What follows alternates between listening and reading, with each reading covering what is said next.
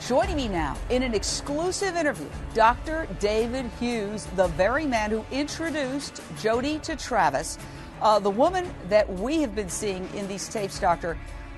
First of all, I want to thank you for joining us. But my first question, you worked with her. You knew her before anybody ever knew Jodi Arias.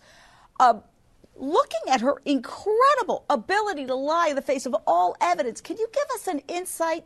Did she ever exhibit any tendencies that would give you an inkling that she'd be able to lie this effectively?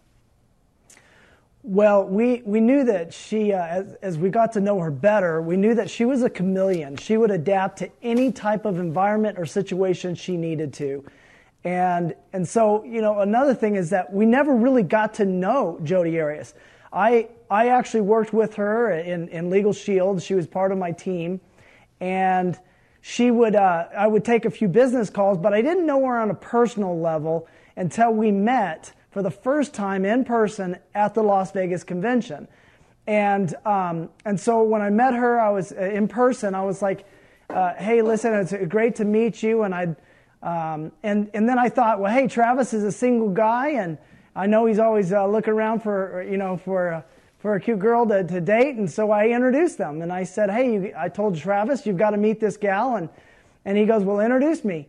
And so I introduced them, and then the relationship grew very quickly.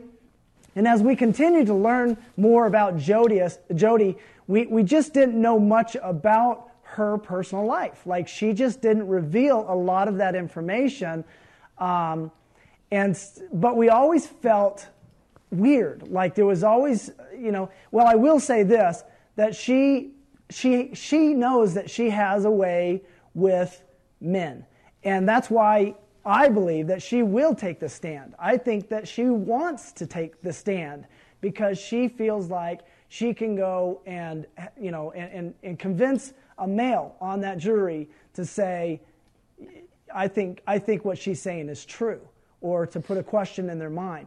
But women, on the other hand, for the most part, they see right through it. And my wife and my brother's wife, they just knew that there was something weird about her right from the get-go. And apparently she did something strange when you were all hanging out at one of Travis's friends, Dave Hall's house.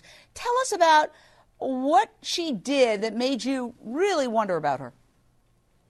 Well, I think it's interesting that the defense is saying that that Travis was the one that was so obsessive and manipulating, whereas it was her, she's the one that was like that. And I think more evidence, just like in today, is going to come out that will show that.